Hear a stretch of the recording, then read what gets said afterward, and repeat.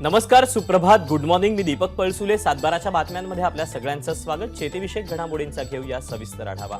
कांद्याच्या पिकाची हिरवीगार रांगोळी शिवारभर पसरते. हा म्हणता कांदा काढणीला येतो. घरदार खपून मजुरांना पैसे देऊन कांद्याची काढणी करायची. शेतात कांद्याची तांबूस लाल रंगाची रास लागते आणि शेतकरी आस लावून बसतो. आता हा कांदा विकून घर बांधता येईल, मुलांच्या शाळेत पैसे भरता येतील, म्हाताऱ्या आईबापाचा दवाखाना करता येईल, कारभारणीला एखादी साडी घेता येईल आणि घेतलेलं कर्ज फेडता येईल. असं स्वप्न बघता बघताच निर्णय येतो निर्यात शुल्क वाढीचा. तितक्यात डोळ्यातली स्वप्न जिथल्या तिथं गळून पडतात आणि त्या स्वप्नांची जागा टचकन घेतात अश्रू. अशी सगळी अवस्था शेतकऱ्यांची होऊन बसते. पाहूया की आज मला आनंद वाटतोय की सगळ्यांना शेतकऱ्यांची दया येते, पण त्याचा कांदा 40 रुपये किलो झाला की मोर्चेच मोर्चे. तर टीव्हीला बी बातम्या, डोळ्यात पाणी आलं. अरे 40 रुपये कांदा झाला, खाऊ नका ना. टमाटो खावा, बटाटो खावा, गाजर खावा. बर कांदा म्हणजे काय आटम बांब आहे का? 2-4 महिने थांबा की जरा. पण लईच खाऊ वाटत असला तर स्वस्ताईच्या काळात ज्यूस करून पियत बसा.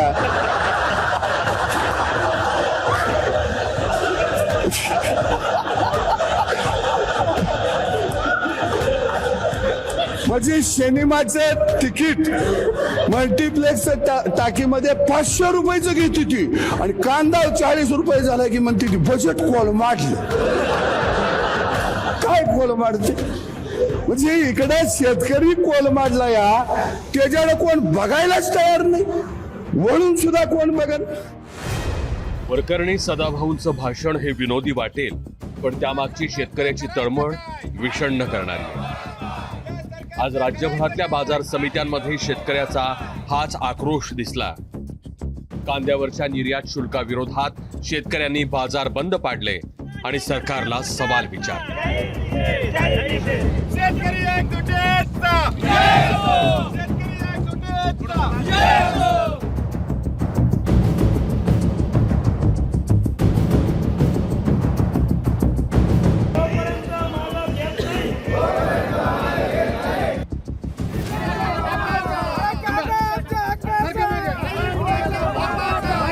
कांद्याचा हा 40% निर्यात शुल्क म्हणजे एक प्रकारे कांद्यावरची आघोषित निर्यात बंदीच आहे. आम्हाला काहीतरी थोडेफार 4 पैसे प्रमाणात पदरात पडतील, त्यावेळी आम्ही पुढे शेती करू. नाहीतर आम्हाला प्रचंड आर्थिक संकट आहे, आम्हाला आत्महत्याशिवाय पर्याय नाही. शेतकऱ्याच्या टाळवरचं लोणी खायचं. सरकारने शेतकऱ्याला हात देण्याच्या ऐवजी शेतकऱ्यांनी सरकारला हात मारला. हे चुकीचं धोरण सरकार राबवतंय. आमच्या मालाचा जर भावच आम्हाला ठरवता येत नसेल तर आता कुठेतरी पेटलेला शेतकरी या ठिकाणी शिकलेला पोरगा या ठिकाणी सरकारच्या विरोधामध्ये उतरल्याशिवाय राहणार.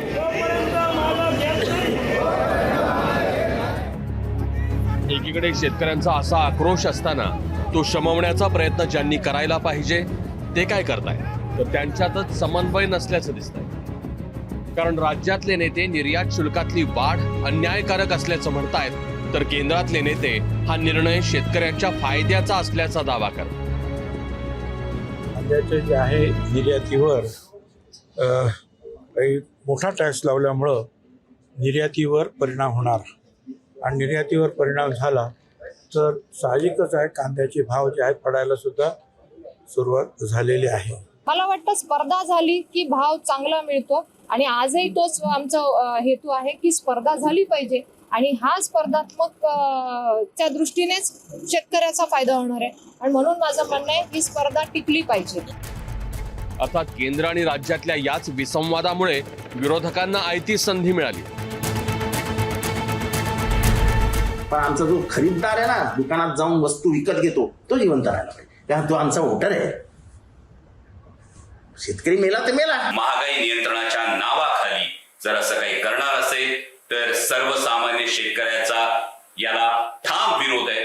हे सरकार शेतकऱ्यांच्या किती विरोधात जाणार, शेतकऱ्यांचा किती अंत पाहणार, म्हणून हे धोरण कांद्याचं जे सरकारने ठरवलं हे शेतकरी विरोधी आहे.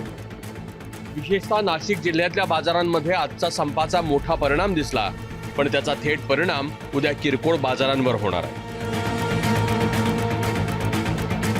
कांद्याचा भाव आकाशाला भिडला, 2 पैसे शेतकऱ्याला मिळायला लागले तर पोटात इतरांच्या का दुखायला लागतं? केंद्र सरकारने जे निर्यात शुल्क 40% वाढवलेलं आहे ते खरोखर ते चुकीची गोष्ट आहे. नाशिक जिल्ह्यातील जो कांदा उत्पादक शेतकरी अगोदरच देशोधडीला त्या ठिकाणी गेलेले आहेत.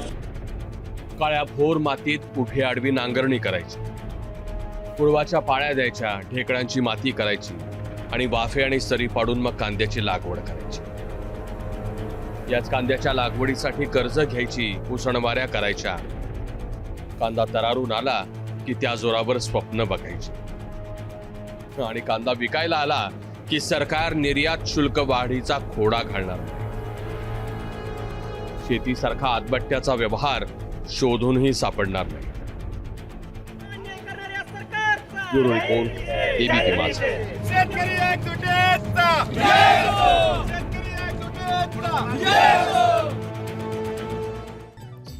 टोमॅटोला चांगला बाजारभाव मिळत नसल्यानं शेतकऱ्यांना मोठा फायदा होतोय. पुणे जिल्ह्यातील पुरंदर तालुक्यातील कांबळवाडी येथील शेतकऱ्यांना टोमॅटोनं त्यांना लखपती केलंय. मागील 4 वर्षात या टोमॅटो उत्पादकांचा झालेला तोटा यावर्षी शेतकऱ्यांनी भरून काढला.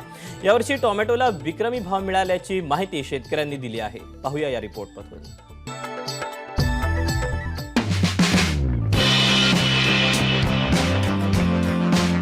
टोमॅटोचे दर हे कांद्यापेक्षाही जास्त चंचल असतात. अगदी लाल कांदाही काही दिवस साठवता येतो, टोमॅटोचा तोडा मात्र लांबणीवर टाकता येत नाही.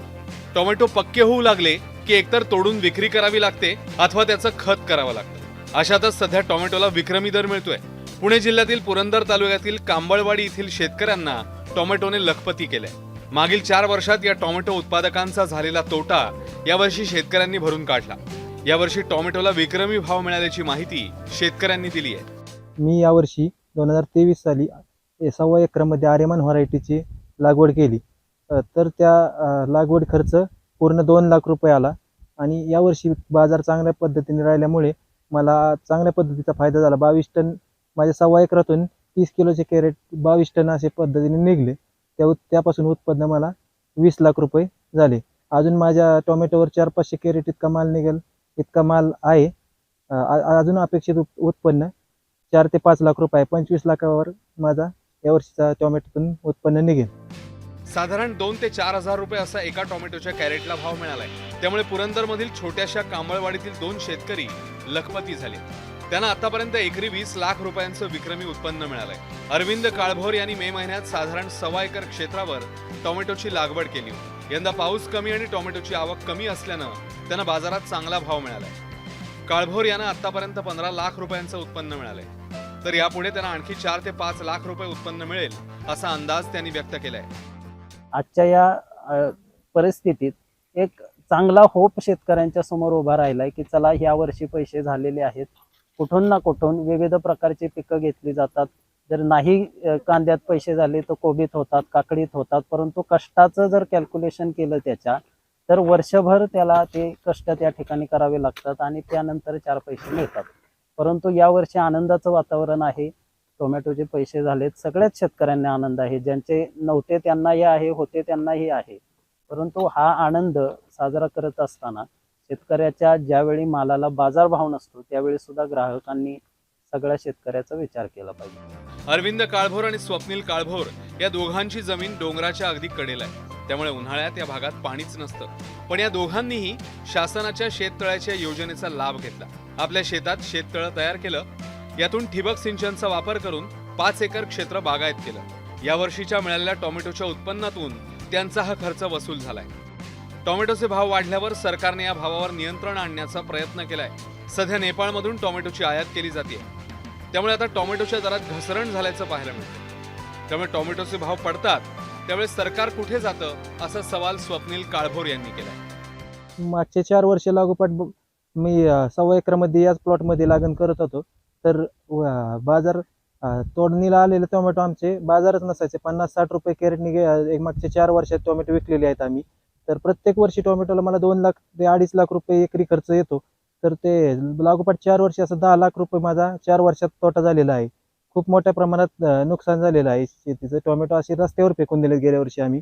न तोडता 30 रुपये कॅरेटने मजूर आमच्याकडून टोमॅटो तोडतं आमचे कॅरेट जात होते गेल्या वर्षी 70 रुपये कॅरेटने, त्याला वाहतूक खर्च 50 रुपये कॅरेटला आहे आम्हाला. तर आम्ही शेवटी तोडलेच नाहीत टोमॅटो. बाजारात टोमॅटोच्या किमती कमी झाल्यानं अनेक शेतकऱ्यांनी आपला माल रस्त्यावर फेकून दिला होता. तर काही दिवसांनी त्याच टोमॅटोमधून अनेक शेतकरी लखपती झाले. लखपती झालेल्या शेतकऱ्यांची संख्या अगदी हाताच्या बोटावर मोजता येईल एवढीच आहे. मार्केटचा दर चढा आणि उताराचा फटका हा मोठ्या प्रमाणात शेतकऱ्यांना बसतो. एकंदरीतच यावर्षी काही शेतकऱ्यांना टोमॅटोची लॉटरी लागली आहे. मात्र त्यांना यापूर्वी अनेकदा तोटाही सहन करावा लागलाय. जयदीप भगत, एबीपी माझा, कांबळवाडी, पुरंदर. आणि या बातम्यांसोबतच या बातमीपत्रात वेळ झाली इथेच थांबण्याची. मात्र ताज्या घडामोडी जाणून घेण्यासाठी तुम्ही पाहत रहा एबीपी माझा, उघडा डोळे बघा नीट. एबीपी माझा, उघडा डोळे बघा नीट.